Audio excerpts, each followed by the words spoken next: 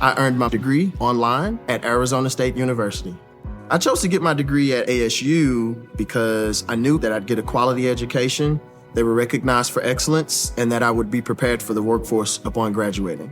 To be associated with ASU, both as a student and alum, it makes me extremely proud, and having experienced the program, I know now that I'm set up for success. Learn more at asuonline.asu.edu. Right, of course, because I should know who that is. I don't care what you think.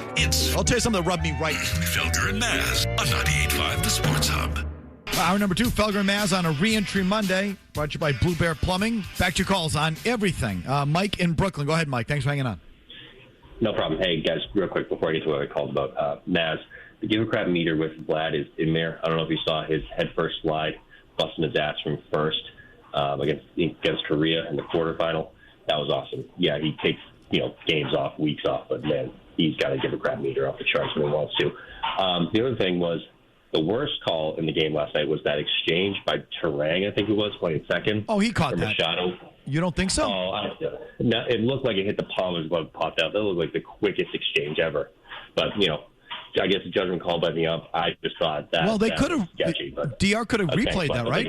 Couldn't they have challenged that? I think so. Yeah, I guess the manager could have called for the challenge, but they might have taken a quick look at the judgment. But to me, it just looked real fast. Okay, I know the exact play you're talking about. Yeah, me too. In real time, I thought he dropped it. Then I saw the replay, and I said, he's good.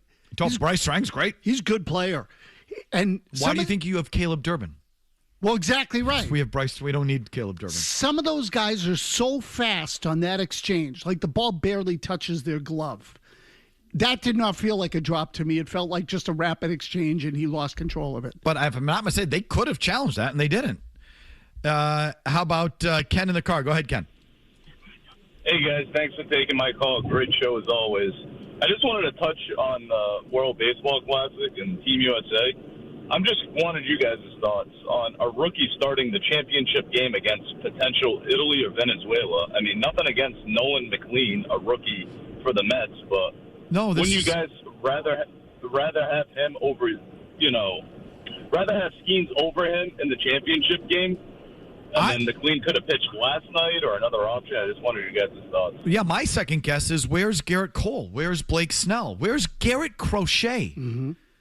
Isn't Crochet made for this thing? Yes. Oh, yeah, big time. Like, come on. Yeah, and the way they pitched it is the right way to do it because the Dominicans are the right. best. It's a good point. Yeah, you're going to get a better opponent. Now, look again. If Japan had been on the other side, maybe it'd feel differently. But I still think the Dominican lineup is better.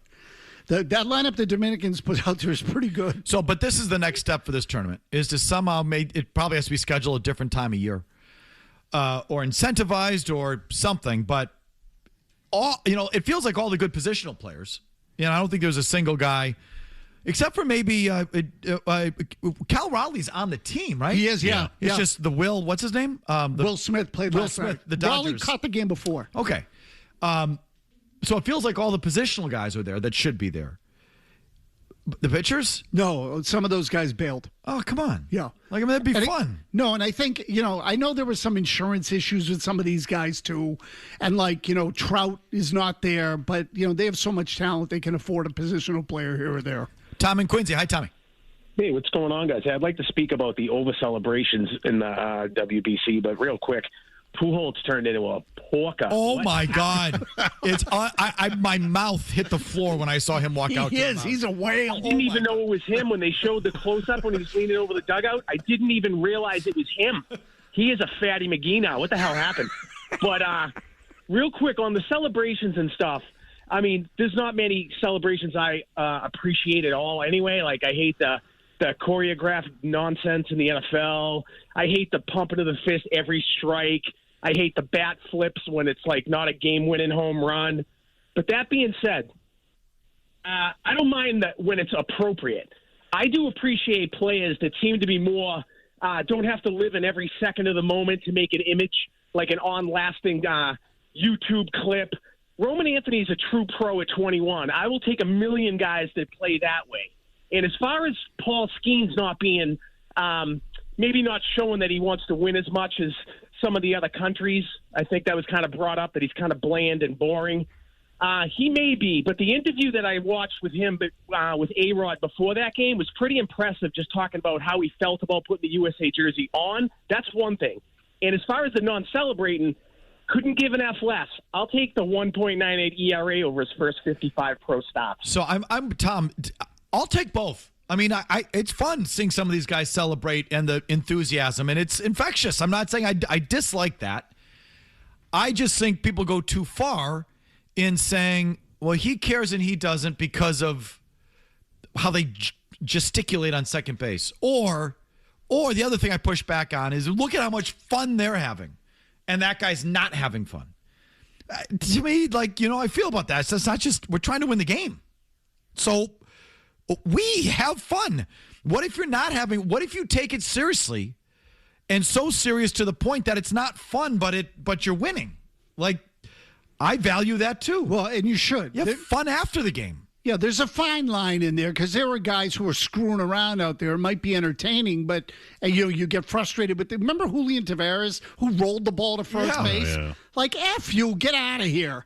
That. So that's too much. I'm really talking, again, we're sort of on different things. But to me, it's about level of engagement. Are you into it or are you just screwing around? Vladimir Guerrero during the regular season, he sometimes just does not seem engaged. Yeah. And look, I'm not trying to say, but he usually has a quiet half season somewhere. And then in the other half, he hits 29 home runs. So, there were times where I look at him and say, he's not interested in playing right now. And I get it. It's 162. It's hard to do.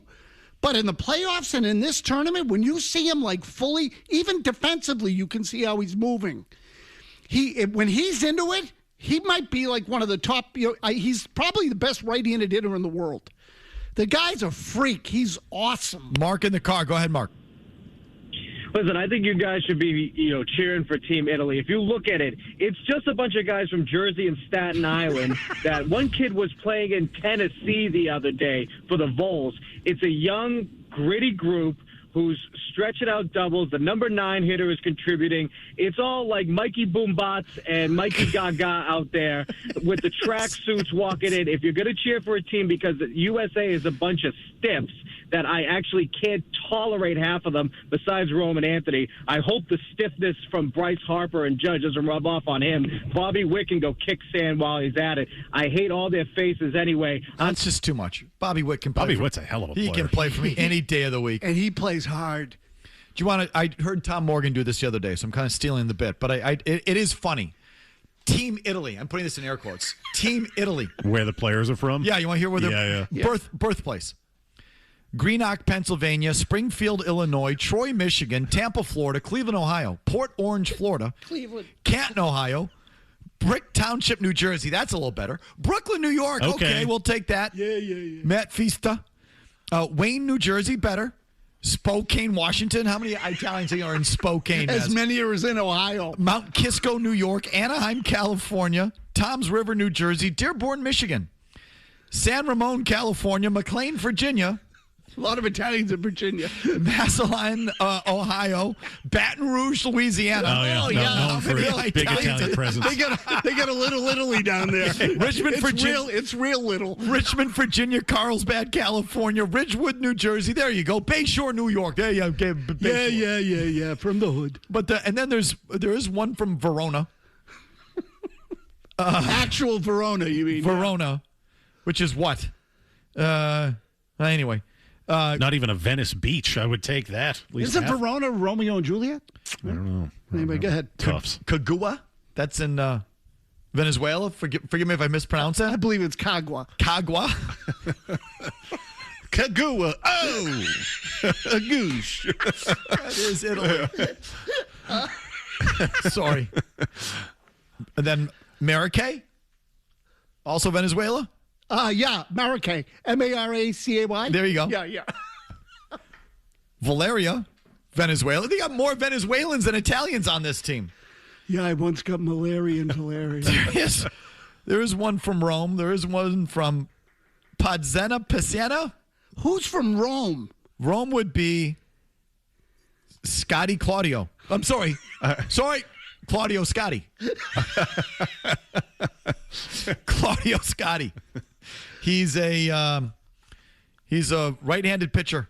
Could be either way, actually. He plays for Parma Baseball. Parma. Yeah. And then, of course, there's... He throws a cheese ball. Known Italian, because he just reeks of the Paisan, Greg Weissert of the Boston Red Sox. Right. Whose great-grandmother came to Italy in the late 1800s. Well, once had a meatball sub. Like the standards to make the various teams are just great. So, like, I listen, if Italy plays the U.S., I think I'm going to be rooting for Italy. Like, if it comes down to that, yeah, because they'd be such a massive underdog. I'm such a sucker for the underdog. And there's so much fun to be had with Team Italy that I'm probably going to be rooting for them. And it doesn't matter to us either way. Like, I mean, really? But anyway. Oh, that's great. Continue with your thought. It's a re-entry Monday. My grandmother once had a calzone. You're in. The latest with A.J. Brown and the Patriots coming your way right after this. Felger and Maz continue on the Sports Hub. It's the Patriots right now, and I don't know who else, if anyone. And there's a sense that it is going to be the Patriots. Can they make it happen and then designate it as post-June 1? Does that still work out that way? They can't do that. No, it never worked out that way. You can reach a deal. Oh, that's what I'm thinking of. Yeah. But not turn the keys. Yeah. Until June 2. Yes. And as we learned last week, doesn't mean yeah, exactly. in some cases. Exactly. You can cut a guy, 2 per team. That's what I'm thinking of. After the start of the new league year and designate him as a post-June 1 cut. And once he's cut, it's done. Yeah. You can't change your mind. You could reach a deal now to trade for A.J. Brown as of June 2, actually. It's post-June 1. As of June 2, and it's not enforceable until... It doesn't happen. It's not enforceable at all. It doesn't happen until you do it on June 2. And if one of the 2 teams just chooses not to do it, there was never a trade in the first place. Patriots and A.J. Brown, it felt like on Friday, Maz, you were off. Things were picking up. Some sort of various reports. Diana Rossini, Mike Garafolo, talking about Philadelphia had a impending roster decision with Dallas Goedert, a contract, sort of a trigger for guaranteed money or a trigger for dead cap money or something on Dallas Goedert that they surmised related to A.J. Brown, and something had to give there in Philly on Friday. And then the reports came in that the L.A. Rams were involved with A.J. Brown on Friday, and it felt like Philly was maybe leveraging the Patriots with a fake pursuit by the Rams, and this is all sort of coming to a head. And then right when we got off the air, right around 6 o'clock, Diana Rossini was the first to report that the, paraphrasing, talks had broken down or no trade of A.J. Brown is imminent. And everyone is standing down, for lack of a better term. So that happened on Friday. And one of the things I just want to clarify, first of all, did you have a thought on this before I go a little deeper? Look, I just think that there's a lot of posturing and, back and forth going on. I think he's out of there. I have felt that way from the beginning. I don't think there's any shot of him going back to Philadelphia. Now, the Rams sort of entered the discussion at the end of last week. So you want to tell me he's going to end up in Los Angeles instead of New England at the end of the day? Fine. Well, I'm just telling you he's not ended up in Philly. And the Rams felt like a total fake out, except they have Davante Adams, who had a $6 million roster guarantee kick in, I want to say yesterday, this weekend. And so they lent some credence to the fact that the Rams might have been looking to swap out Davante Adams for A.J. Brown. A.J. Brown's a couple years younger than Davante Adams. And at similar money at the end of the day, but if they could get younger with A.J. Brown, wash out Davante Adams, maybe there was a path there for the Rams. So maybe there is some truth to it. Now, even though they've guaranteed that money for Adams, they still could trade him and trade the guaranteed money along with him. So I don't think that that's dead. Did you have a thought, Murray?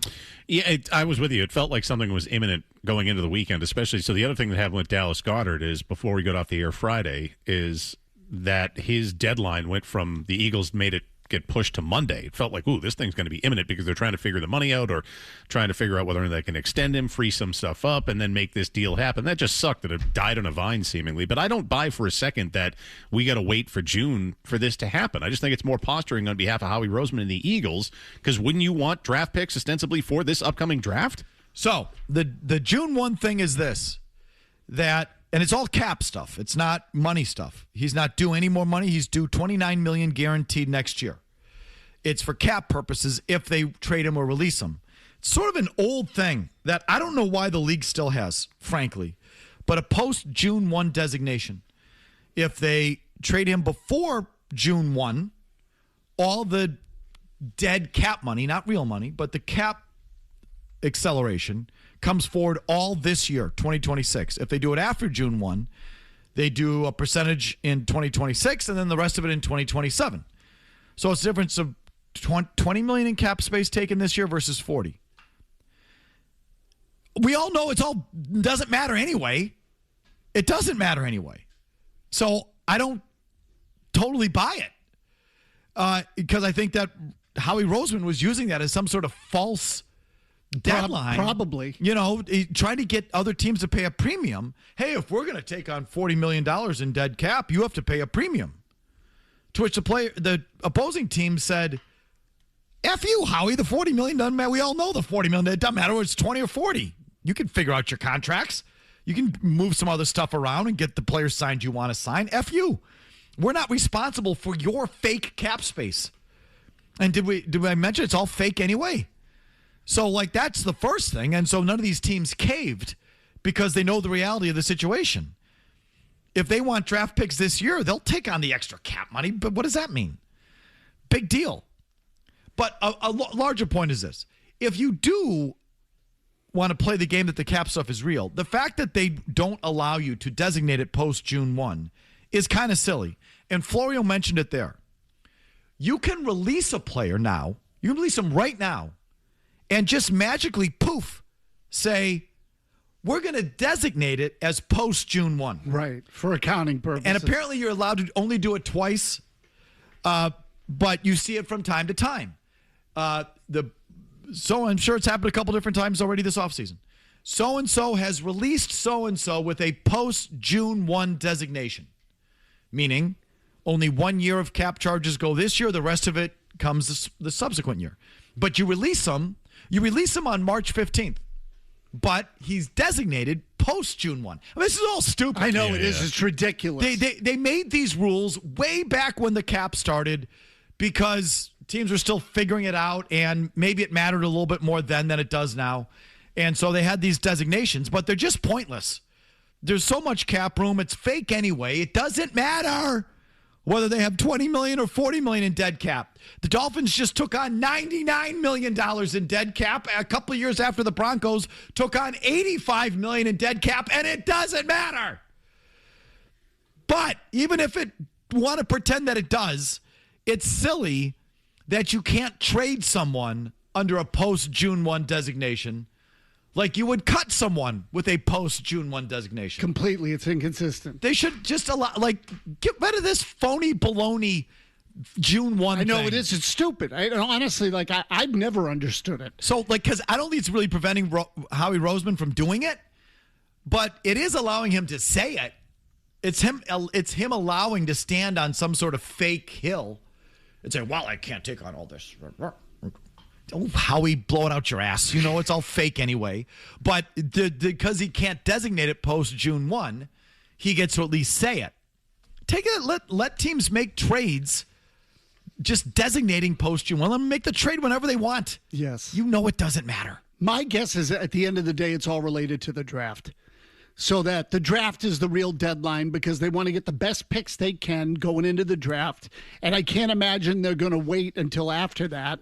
So, and then if it's not done by the draft, which is obviously in a little more than a month, then at that point, I think you start to look and say, okay, what the hell is going on? And they might be forced to release them. Well, no, I mean, listen, I think once you get past the draft, they will wait till June 1. I mean, you might as well. I mean, at that point, it's May 20. What's the effing draft? June 28th or something? No, it's end of June. April.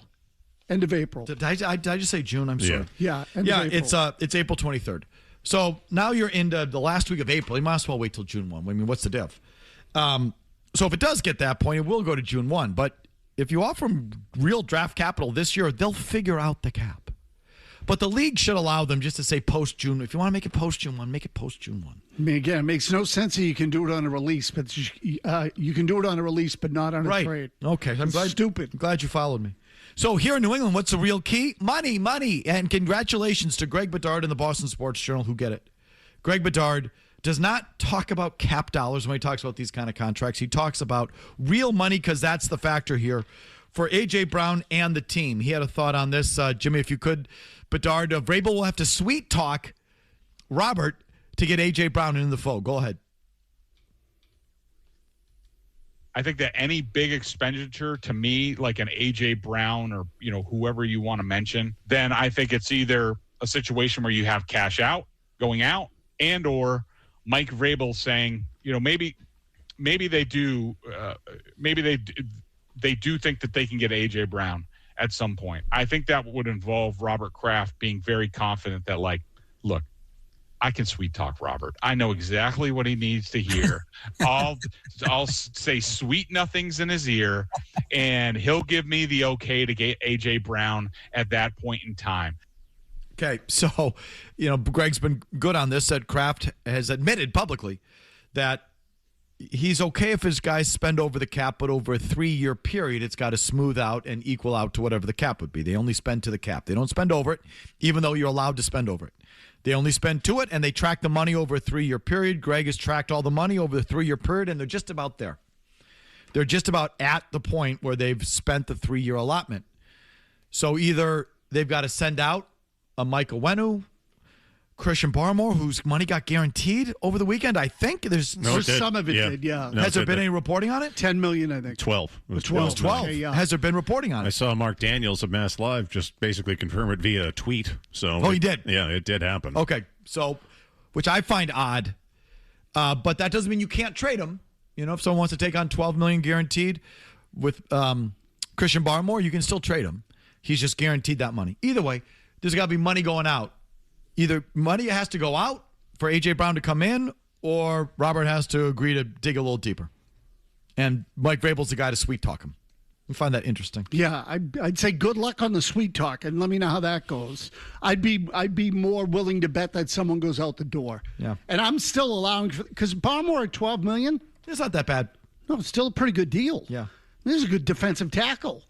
So someone would take him for $12 million if the Patriots want to move him. I just want to check if that's his whole salary or just a guarantee. Go ahead for a second. I looked it up quickly, so I thought it was his whole salary. There might be some, per game bonuses and things like that in there as we all know. I think it could be up to 20, but the 12 is guaranteed. Yeah. So to me, like something like that could have. I was surprised when I saw it too. But then it occurred to me, that's still a good number for him, so they could probably move him. So that's his whole base salary. It's just $12 million. Yeah. It is fully guaranteed, but that's it. That's a good number for him. It is. So if you're another team and you want to require him and you say the guaranteed salary is $12 million, we can live with that. Like that, it's not like it's $30 million or $40 million. There is a 1.27 in per game, Jim, per game bonuses. Yeah, so there are some up-twos. Got to have those. Yeah, the up-twos. The Patriot guarantees. What's the up to? So I don't think it's dead. I don't think it's dead before the draft. I think if it does get to the draft and nothing happens, then it will be June 1. But the whole June 1 thing is just kind of silly to begin with. It's just really, what are they trying to prevent? What are they protecting? I can't even explain what it really does anymore.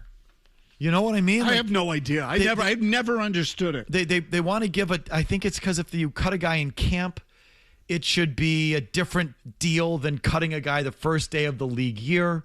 You thought he was going to be on your team, but he's not, so we'll let you spread out the cap hit versus he's definitely not part of your plans. That all has to come now. Something like that.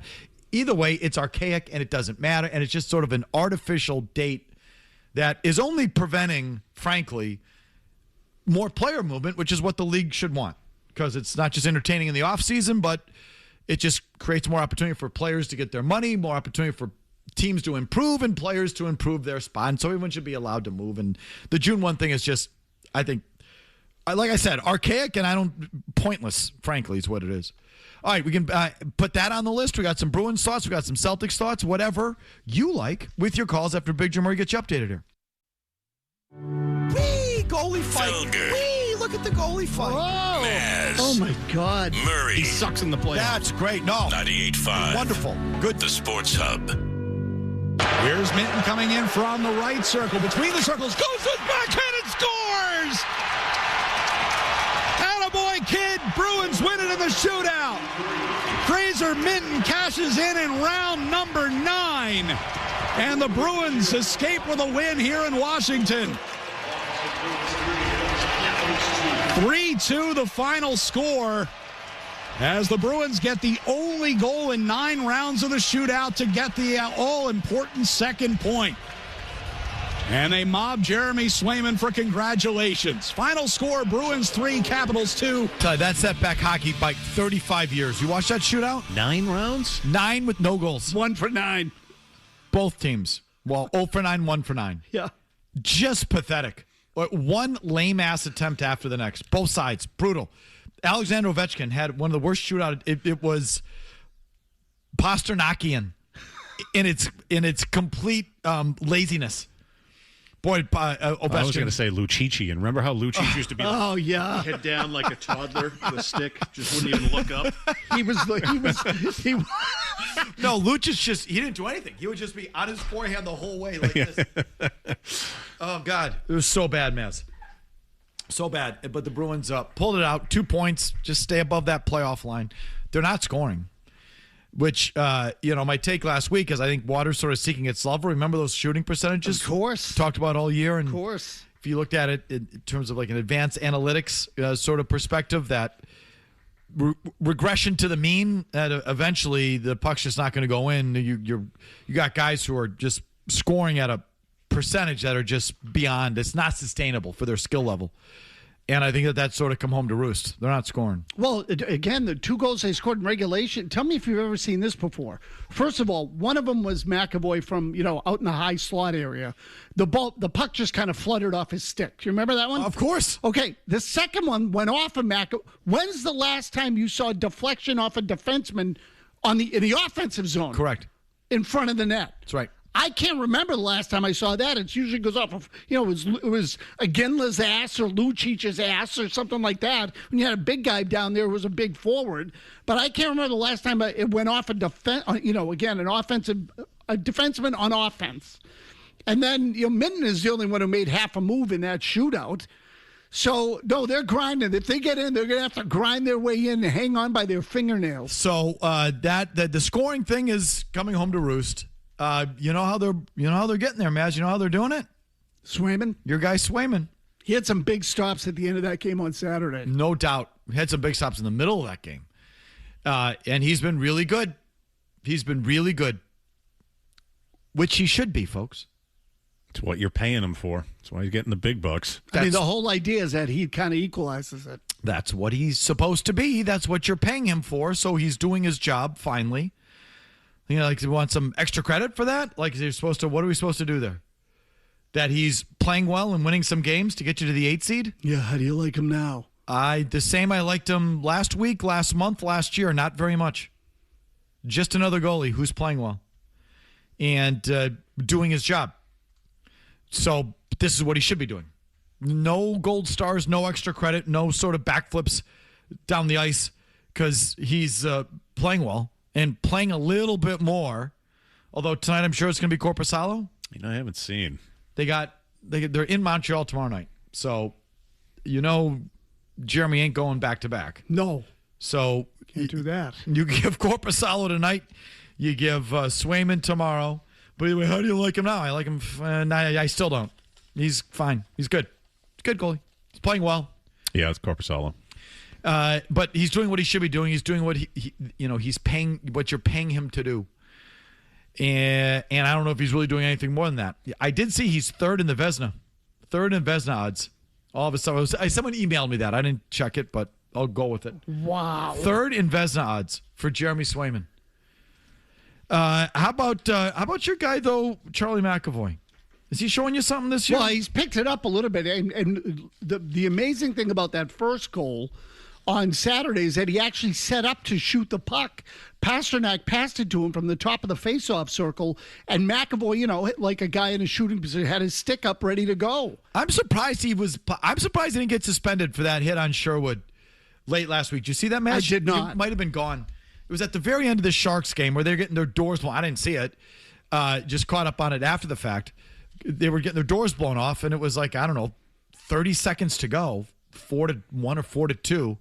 Hey, I thought it was a pretty classic headshot, and he didn't even have a hearing, right, Kevin? He just nothing. Yeah, nothing came of it. And but anyway, he rocked this Sherwood, who's a physical guy himself, like no shrinking violet, and then he kind of stood up for himself, was ready to fight the whole team.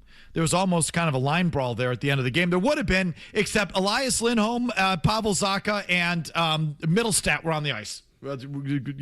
So nothing was going to happen there other than you getting pummeled. So nothing really happened there, and the game just ended. But McAvoy was ready to go. I agreed. Kevin Paul DuPont, there was 2 goals over the weekend in D.C., extended McAvoy's point streak to 6 games, which brings us, he says, in 6 games, McAvoy has landed 16 shots, okay? In those 6 games, 16 shots. By no means is it a Ray Bourque-like barrage. But consider, McAvoy has never been a volume shooter. He's still not that guy. He has playmaker's DNA, pre-wired to pass first. But as of Sunday, McAvoy's point production, 9 goals, 40 assists, 49 points, ranks 10th among all NHL defensemen. And he had landed a mere 87 shots on net. That's a lot of shots not taken, says DuPont. The 9 defensemen ahead of him average 165 shots. Double. Led by the Blue Jackets, Zach Werenski with 207. So just think of that.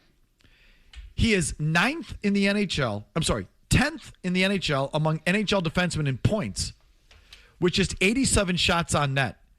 And the 9 ahead of him average 165, average almost double the amount of shots on net than Charlie McAvoy, and yet he's still scoring what he's scoring. Why didn't this guy shoot the effing puck more? Yeah, it's been the issue his whole career. He just doesn't shoot. I'm starting to wonder if something sort of, some light has now dawned on him that he needs to shoot more, particularly on this team. Or I also think what is a factor now is the captaincy. I mean, I think that there's a door open there, and he smells it and wants it.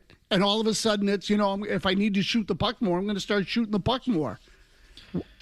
I was just, what were you saying? Just to give you an idea, the leaders in the league had like 160 shots. So what DuPont wrote is that the top 10 defensemen in points, McAvoy's 10th, the 9 ahead of him average 165 shots on the season. McAvoy has just 87. So again, the average is 165. The leader is Werenski at 207. Okay. But those 9 average 165 shots on the year, and McAvoy's about half of that. And Bourque had multiple years where he had over 300 shots on goal. So 300. DuPont goes here and says what we may see emerging here, based on results and analytics, is McAvoy more closely resembling the Hubs blue line giants who preceded him. The Rushmore bunch of names that include Bourque, Orr, Brad Park, and Zdeno Chara. Orr led all of them with an average of 4.65 shots per game, 3,000 total. Bourque, the game's shootingest defenseman that ever was, had 6,209 shots in total. his career, yeah. He landed 3.85 per game. Park, the bridge from Orr to Bourque, averaged 2.54 shots per game. And even Chara landed an average of over 2 shots per game. So he's saying now McAvoy's rounding into this. He's got a long, long, long way to go. Yeah, look, again, why did it take so long to get here? I don't know. Neely, and that's assuming that we are here. We might not be. Neely said this a couple of years ago. They were trying to give him a kick in the ass. Do you remember this? Yes. Where Neely said, we think he could be like a Bourque, but he's going to shoot the puck. And he never shot the puck. It was almost like he did it defiantly. There were times where you would see him set up, have a shot, and give it up. And it's maddening with a guy like McAvoy. It's like he wants the perfect shot all the time. And Mike, he's a good shooter. He shoots the puck well. He's a good, he can score. He's not one of these guys that's just firing away and doesn't really have an idea where it's going. How many times do you see him start to pinch and he can pick a corner or whatever? So he's got that ability and he can make a total difference. I mean, if he can get to 15, 20 goals, and 20 might be a little high, but if he can get to 15 regularly, 15 plus, he can make a huge difference in that offense. So the way I always judge him loosely is the Norris voting. You paid him, again, goes back to the contract. You paid him like a franchise pillar number one defenseman who should be a perennial Norris candidate. And he was tracking to be that. In 2020, he finished 10th in the Norris. The next year, he finished 5th. The next year, he finished 4th. So he was tracking to be a Norris finalist, which is top 3. Again, 10th in the voting, 5th in the voting, 4th in the voting. Then he signed his contract and he dropped to 18th and 13th. Last year, he didn't even receive any consideration. This year, I assume he'll be back into getting some votes. He's got to be a top 5 Norris guy year in, year out for him to be what you're paying him to be and to be the true heir to Orr, Park, Bork, and Chara. Would you stop with this, Kevin? DuPont, not you, Majori? Like, Dupes, would you please with this already? No, he's well short of that level. That's what you paid him to be. That's what you want him to be. That was his destiny, quote unquote. He's come up far, far short of that. And so I don't know. Is this an example of the Olympics energizing somebody? Maybe. Yeah, maybe. Yeah, maybe. But he needs to be more than he's been. And if he's on his way, fine, he's on his way. You just start by shooting the effing puck. I mean, really, again, like, how many guys have to be told not to shoot the puck? Seriously. Right? Like, you shoot too much. With him, it's the exact opposite. It always has been. It's unbelievable. Okay, long commercial-free segment, I promise. 2 your calls on everything right after this. Felger. Shush. Maz. The Sports Hub. The Lightning Round, brought to you by Blue Sky Restoration Contractors. Lightning Round, again, brought to you by our friends at Blue Sky. Lots of heavy rain and wind today. In case you haven't noticed, if your home or business is experiencing flooding or fallen trees, our guys at Blue Sky are ready to respond 24/7. And unlike any other restoration company, they take care of everything from beginning to end. So visit gobluesky.com. No E, BLUSKY. Gobluesky.com. Again, on everything. Bob and Needham. Go ahead, Bob. What do you got? I'm going to switch to the Patriots A.J. Brown thing. Felger, explain to me. They bought the team for $173 million. Now it's $6, $7, $8 billion. What are they worried about this 3-year window of salary cap stability nonsense? If they want to get A.J. Brown, the coach shouldn't have to beg the owner to get the player that he wants. It's ridiculous. It's so they're the highest priced team, concessions, parking, and tickets in the league. Why are we still arguing about how much money they should spend and how not? It should be a non-factor. You said it yourself. The salary cap's a bunch of junk. It is a bunch of junk, but Robert Kraft's money isn't. This is not Soviet Russia. This is not Cuba. This is a capitalist society, and the owners want to make money. So they keep margins, and they keep track of the money that goes out and the money that comes in, Bob. And they want more money coming in than goes out. And some teams want more money coming in than others, but be that as it may, you understand the reality of the situation. And I agree. If you're frustrated, I think the Crafts could have spent more on their players over the years. I think they can continue to spend more, I think that holds to this day. They could have spent more in the past. They can spend more going forward. And they don't because they run their business a certain way. But that's why. And it's not the cap. You know that. I'm sorry. I don't want to get into the nitty-gritty with Bob, but there's a rule that every 3 years, every team's got to spend so much. You have to spend 90% of what the cap is over a 3-year period. That's why they have these 3-year windows. So just to make it easy, if the cap is, over that 3 years is $300 million, the team has to spend $270 at a minimum. The Crafts usually come in right at the bottom number or right around it. And the way it works is you can spend over that amount if you want to. Correct. Which the Eagles have done over a 10-year period more than any other team, but there's a lot of most teams are over the cap over a multi-year period. Most, like the Athletic just did a big story on it maybe last year. It was something like 29 of the 32 teams spent over the cap over a 10-year period. And you were one of them. You're just barely over. You were towards the bottom. But Robert Kraft has told his football people, nope, just spend to it. And that's a choice. That's their choice. What a racket that cap rule is, too, because think of it. So you spend $270 instead of the $300. You're meeting the league rule, but that $30 million is going in your pocket instead of your players every year. Something like that. Scott in Canton, what do you got on the lightning round? Brought to you by Blue Sky Restoration Contractors. What do you think is going to happen to the Bruins tonight? I think the Bruins win. I think Korpisalo better get off his ass and give you a good game. But this stretch, be 3 and 4 nights with the third game, the last game being at Montreal. Let's see what they got in the tank. They would show me something if they can get. Give me a point tonight and give me a win tomorrow. How's that? I mean, that's a reasonable ask, except they suck on the road. They're in New Jersey, right? Yes. They broke that streak on Saturday with that sort of fake shootout win. Fake shootout. Whatever. The worst. Set the sport of hockey back 35 years. Speaking of which, Joe in the car just jumped on to the Bruins on the lightning round. Brought to you by Blue Sky. Go ahead, Joe.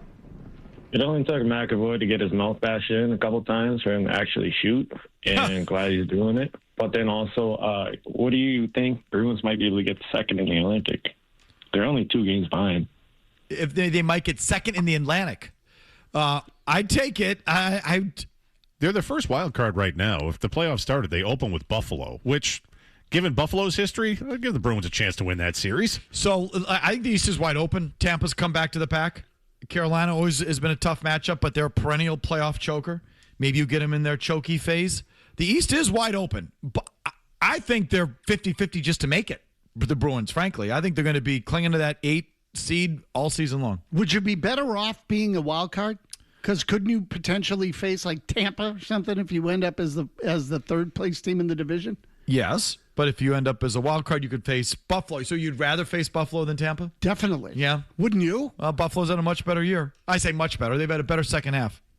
Yeah, I'd rather play Buffalo. Yeah, me too. I still look at Buffalo as losers. I know they're having an incredible season, an incredible second half, but they're the Sabres. Yeah, they are losers. I don't look at them the same way. That's what they are. You don't look at them as such. They just are. Exactly. Lightning round brought to you by Blue Sky Restoration Contractors. Visit gobluesky.com. Dean in Shrewsbury, go ahead. What do you got? Tatum has learned nothing from watching the Celtics this year. The Celtics are back to taking too many threes because Tatum's taking 9 or 10 a game. The sport isn't what it was 3 years ago. It evolves. Take it to the rim. Okay. There's a Celtics take for you. Why don't we hold that? We'll touch on some Celtics. Maz had some Celtics thoughts pent up from the end of last week when he was off that we'll circle back to. Are they back to their old ways? Not in a good way? With Jason Tatum back on the floor. We'll touch on that, and we'll continue to take your calls on whatever you want. 617-779-0985. Felger and Maz on a reentry Monday. 90 seconds for an update, no commercials, and we're right back.